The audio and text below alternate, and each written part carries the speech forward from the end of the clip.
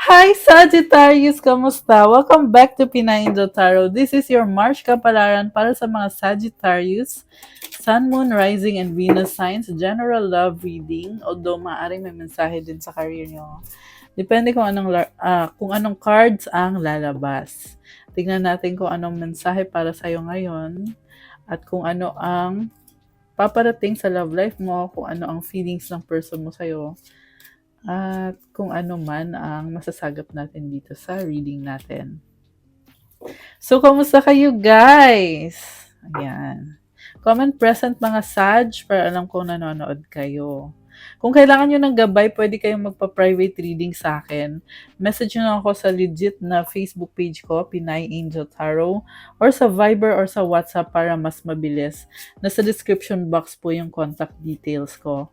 At kung kailangan nyo naman ng crystals na makakatulong sa'yo to attract love, to attract money, new beginning, wealth, prosperity, abundance, manifestation, creativity, focus, mental clarity, at marami pang iba. Bisitahin niyo po ang Instagram ko at pa-follow na din po, supportahan niyo po yung mga social media accounts ko. Message na lang po kayo. Okay, so tingnan natin ang unang mensahe para kay Sag. Illusion, feelings. Avoid the trap of mistaking a fantasy for a true soul connection. Take time out to explore the deep emotions you are experiencing. So, naguguluhan ka ngayon kasi na-overwhelm ka sa emosyon mo. Sabi dito, baka daw magkamali ka kasi magkaiba yung fantasy at yung intuition. Minsan kasi guys, akala mo ito yung sinasabi ng intuition mo, yun pala hindi. So, you have to be careful also kung paano mo tingnan yung sitwasyon at huwag kang magpapa-overwhelm sa emosyon mo kasi malilito ka pag ganon. Take a time out. So, siguro baka kailangan ipahinga muna yung sarili mo. May nakita ko dito si Sag gustong mag-isa. Parang gusto ng tahimik na buhay. Ayaw mo nang makipag-usap. Okay. Maganda yan kasi yan yung paraan mo para ibalik yung energy mo, magkaroon ka ulit ng strength. Okay. Ang next card, the child and the key. Wow! May opportunity dito. Very exciting. Kita mo yung butterflies. It symbolizes transformation and a new beginning, which is sobrang napaka-exciting. Wow, nakakatuwa. Okay. From the tarot, ang overall energy mo is Six of Pentacles. Kumbaga, andyan ka lang kahit hindi mo binibigay ng buo yung sarili mo sa love for now. Kasi mukhang sa ngayon, marami ka ding ibang gustong gawin. Pero syempre gusto mo pa rin mag-workout yung sa inyo ng taong yan. Okay, mamaya ika-clarify pa natin yan. So sa recent past, ang cards mo ay Six of Swords, Knight of Wands, and the Sun. So moving towards calmer waters, nakita ko tinanggap mo yung taong yan ng buong buo.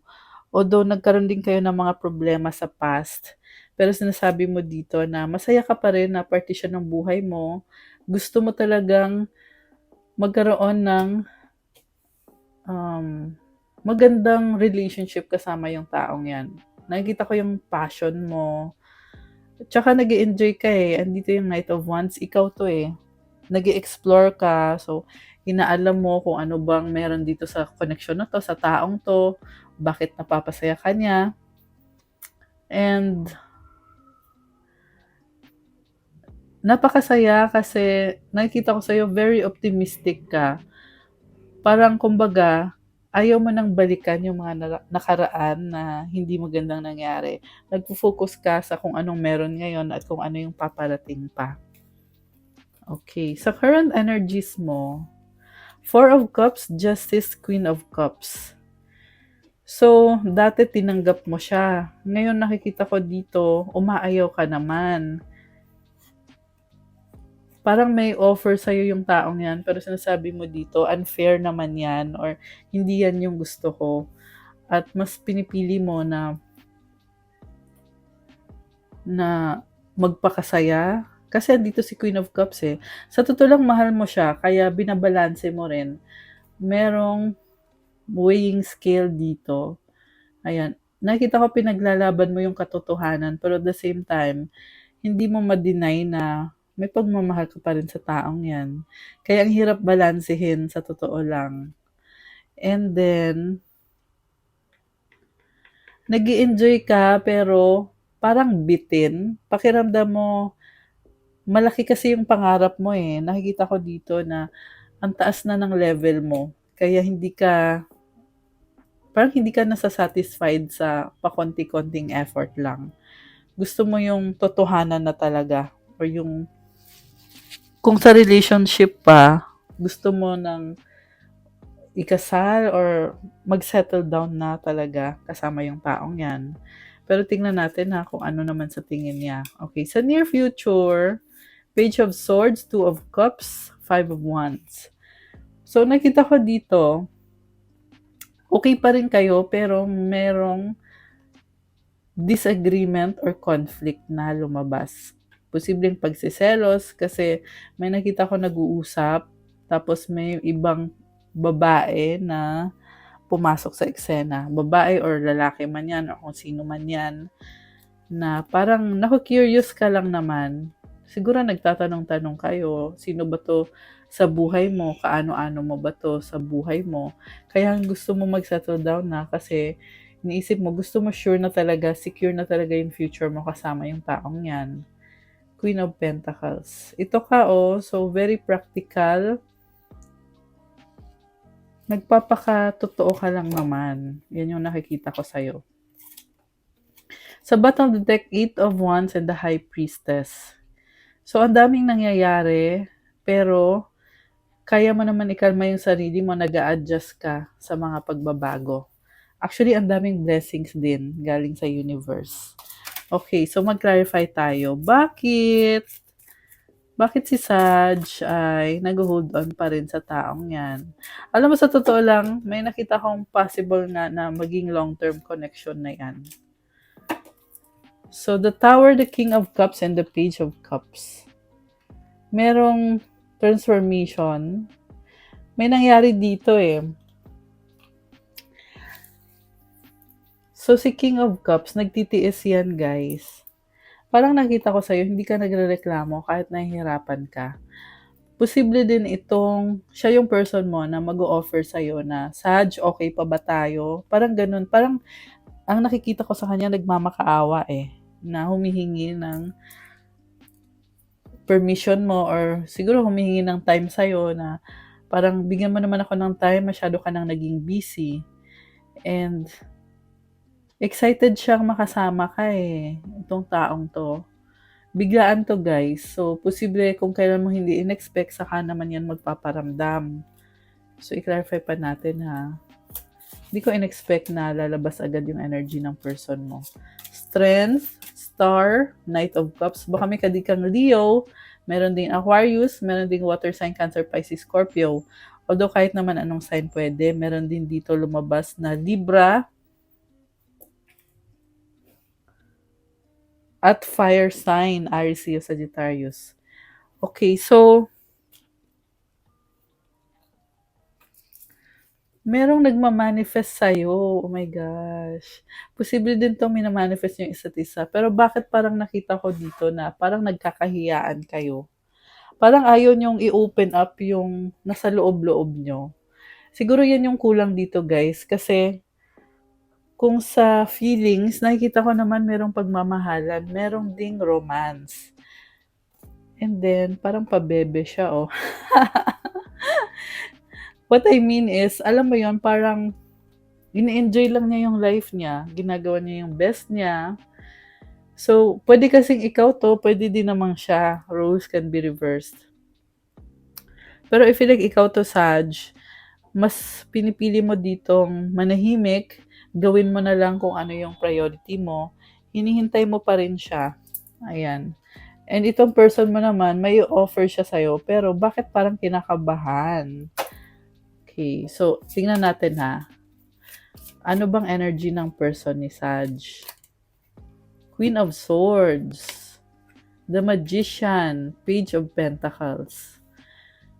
So baka may kadikang Gemini, Libra, Aquarius, or kahit naman anong sign, pero itong person na to, ready na siya eh, pinag-aralan niya to. At dumating sa point na masasabi niya na, okay na, ready na ako, Saj. Ano na ngayon? Pero nahihiya. Alam mo yung feeling na ni-ready na yung sarili niya para sa moment na yan, tapos ngayon nasa harap na niya yung moment. Parang nag-aalangan siya or nag-hesitate siya kasi natatakot, kinakabahan. Kaya 'di ba sabi ko kanina, ito oh, tower, 'di ba? Kinakabahan tong person mo, baka nervyoso 'yan or baka um, hindi niya matago yung totoong feelings niya. Alam mo, super in love sa'yo tong taong to, Saj. Pinaghandaan ka talaga niya. Ayan, nakakaloka. Pero ang haba ng hair mo. Oh my gosh, Chariot and the Death card. So ito na nga oh, papunta na siya sa'yo. Ang bilis, ang tulin ng takbo ng mga horse niya. Pero ito, kaya merong Death card kasi pinangungunahan ng takot at kaba. Alam mo, posible to na dahil sa kaba niya, hindi na siya magtutuloy. Yan yung nakita ko dito. Parang false start, pero wag naman sana, ano.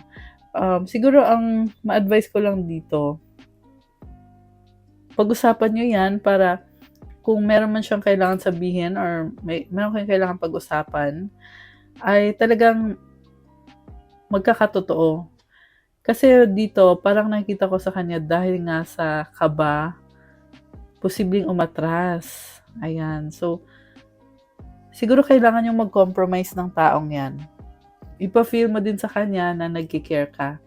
So, remember, roles can be reversed. Pwede din namang ikaw to na gusto mong i-approach yung person mo pero sobra yung kaba mo. Okay. Next card, Ten of Pentacles. Ayan pala, oh, komportable na kayo sa isa't isa. Pero natatakot pa rin. Bakit ganon? So, in love na in love talaga, no? Kasi, alam mo yung parang high school, parang ganun yung feeling eh, parang bata na pag na in love, sobrang kabado. 12-12 on the clock, guys. Ayan, may angel numbers tayo. Nininervyos yung taong to. Five of Pentacles and Six of Cups. Again, kinakabahan. Grabe yung kaba niya, pero at the same time, excited. Alam mo yon, ganun yung pakiramdam dito eh. Na iniisip niya na sa wakas makikita na kita, magiging okay na tayo. Kita mo yung sun, oh. Ay, nakakatuwa. Very optimistic yung vibe ng reading ni Saj. Oh my gosh, the universe, Seven of Swords. Four of Wands. Guys! Ang ganda! Soulmate. Ayan, oh, 11-11. Ito, oh, 11-11 tong Four of Wands eh. And then the Hierophant. May nakita ko dito na posibleng mag-offer ng wedding na kakagulat mo. O yan. Or baliktad, baka ikaw yung may i-offer sa kanya. Pero 50-50, bakit ganun? Parang tinatago niya na gusto niyang mag-propose. Okay, grabe. Nakakaloka. Okay. So, mag-clarify tayo ulit ha. Kasi gusto ko tingnan yung feelings ng person mo. Ten of Cups, Judgment, Seven of Pentacles. Seven of Cups. Oh my gosh. Pinapangarap ka niya. Alam mo, crush ka ng taong to. Parang gusto ka niya makausap, makasama. Inisip niya lagi kung anong gusto mo. And nag-a-adjust sa'yo. Malambing. The Fool, Temperance. May nakita kong exchange of communication. May nakita din ako dito, Saj, na ang dami mong gustong gawin. Merong Saj na burdened by responsibilities. Pero masaya ka din naman sa ginagawa mo. Ayan, merong nalilito kasi ang daming responsibilities. Okay, pero kunin natin yung cards ng person mo. Alam mo, nakikita niya yung sarili niya na ikaw na yung makakasama niya for a long time. Ayan, oh. Grabe. And then, Seven of Pentacles, parang tinatry niya na mag-effort. So, ngayon ang nakita ko, mas ma-effort siya ngayon kaysa ikaw. Kasi ikaw dito, parang sinasabi mo dito na ang dami mong gustong gawin, ang dami mong responsibilidad, and konti lang yung maibibigay mo sa kanya.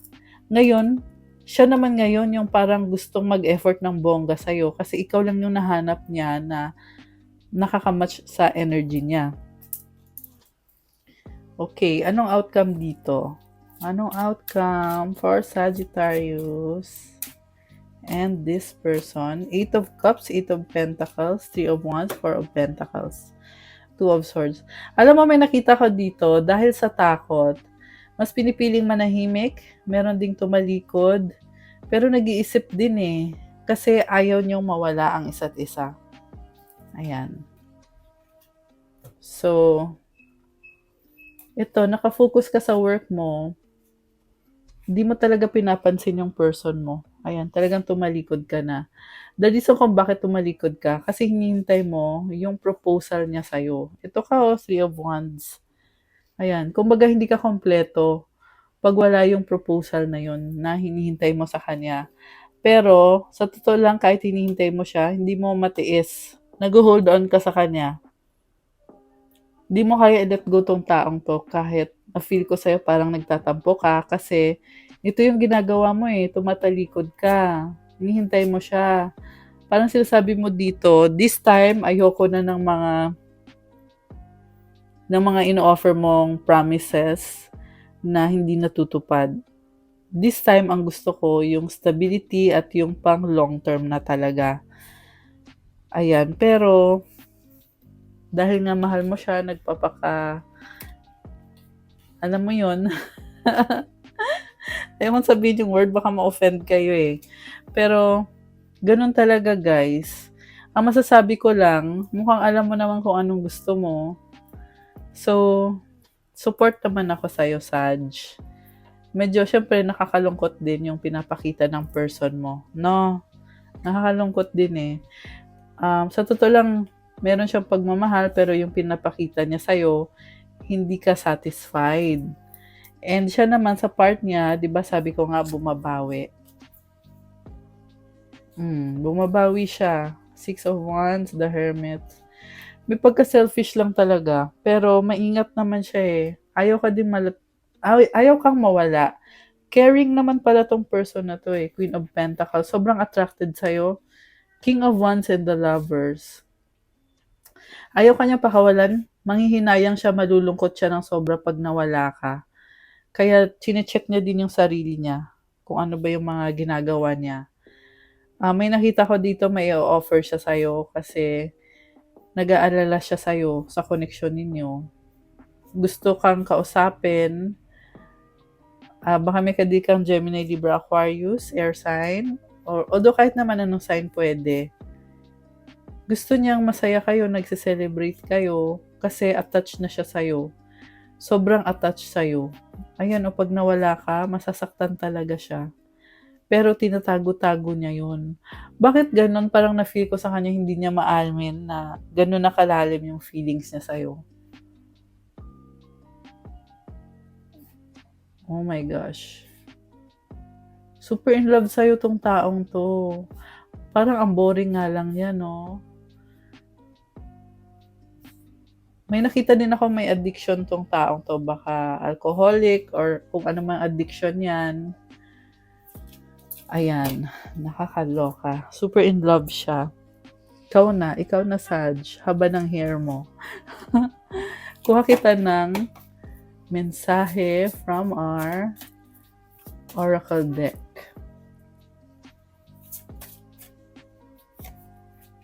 Mending! Oh my gosh.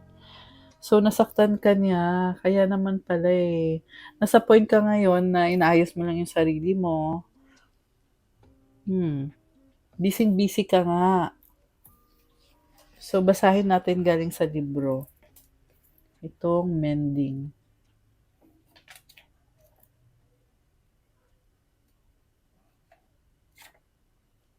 Okay, ito. Ayan, pero napakahaba nito, kaya yung sa dulo lang yung babasahin natin. We are each our own story. The fabric of our past weaves a living tale that needs as much care and kindness as any garment we wear or possession we own. Grabe ang lalim naman nito.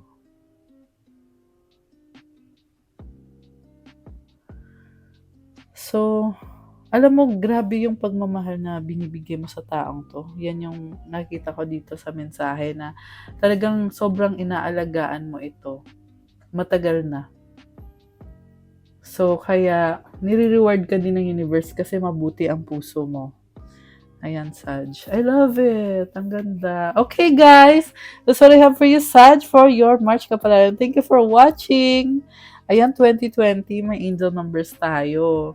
So, i-like nyo na tong video na to, guys. Comment kung nag-resonate ba. And kung bago kayo, please subscribe kasi malaking tulong po yan. Thank you po sa mga Saj na nag-subscribe na. Thank you so much po sa inyo, guys. And again, kung kailangan niyo po ng gabay, you can avail my private reading services. Mag-message lang po kayo sa legit na Facebook page ko, Pinay Angel Tarot, or sa Viber or sa WhatsApp para mas mabilis. Nasa description box po yung contact details ko. And for those na nag-inquire about crystals na pwede niyong isuot to help you sa manifestation ninyo, to give you positive energy, to relieve stress, for communication, new beginning, for self-confidence, to attract love, attract money, wealth, prosperity, abundance, mental clarity, at marami pang iba. Ayan, so tingnan niyo po doon sa aking Instagram. Nasa description box po lahat ng mga links. Diyan na lang po kayo mag-click para sure na sure kayo kasi may mga fake accounts kasi guys na kumakalat as in kinopya nila lahat ng aking mga social media accounts. Kaya po, para sure kayo na ako yon, dito po kayo mag-click sa mga link sa ilalim ng video na to. Thank you so much, Sagittarius! I'll see you sa next reading ko. Have a good day. God bless you all and stay safe. Bye!